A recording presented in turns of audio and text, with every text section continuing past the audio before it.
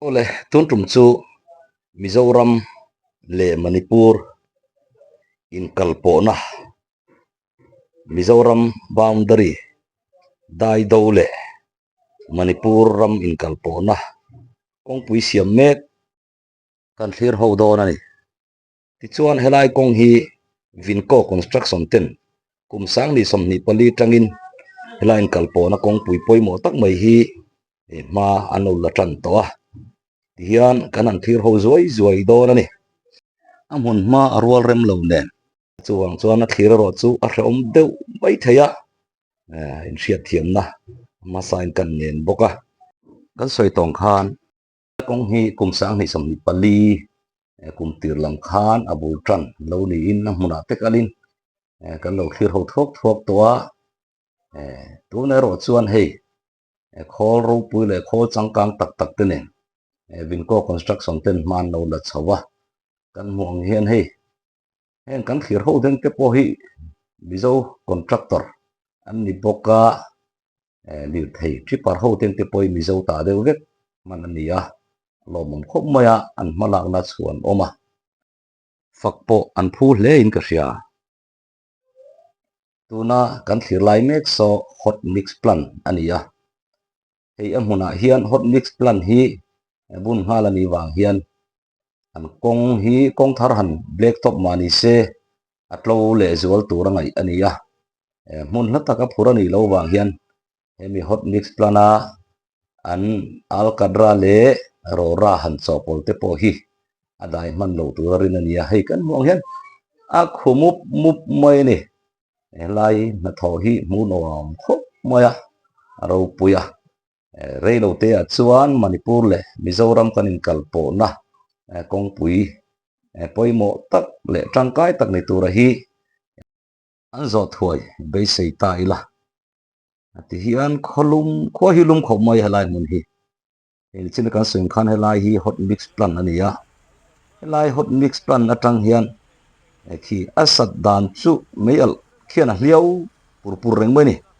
hian alkadra tuilen alkadra chuan so le ro ra te anan mixa hei he tan kan mo hian tripara an han bun chuaka ni hian kong lama atu lang zelin anan sem dara an han le ngak zela a hmu nom hle ni an tho lai hi contractor tele an thok tu te po hian thei top chein ma an la ti hi a hriat le maya ti chuan hei tu na kan thlir me ka hi hot mix plan en call to operator omna mun ania tuna chuan a mun nge ya Vinco na thok tu te an engineer te komna khir ho tlang piang ni ruk thanga sang ni som ni panga dai do lampang kong siam kan mi zo pa nge mai Vinco construction in kong an siam hei an ni hi construction apom hing thatang chim lama te kho thang lam mai dum lama te nan lo thop ton na tho hi a tha em thin yom ania chu wang chon helam pon lo siam le mup mai hei metal ten lo bei le a chuan he lai hian hei an dinga tu ber he lai mi hi kapu hi kan ko manga kapui biak lok manem hei Vinco construction in netero ani chuan dai do le Manipur ram ri ti hi kan khiat dan ni me helai hi khoi nge a thui jong ang tak hi kilometer jang in tho don hei hi ania dai do tu vong pat road ti nia Manipur interstate road tu ra Mizoram Sarkari na arwah kan ania chuan ina sei zong a hi 5.639 kilometer ya actual lenga hi ani chu tu na hian nia hei black topping kan han tana black topping cha som tu hi nia hei compacted thickness kan pia a compacted thickness hi in a millimeter zong in soi tamai la 60 mm kan ti kha ani le inch ni le chan ve bor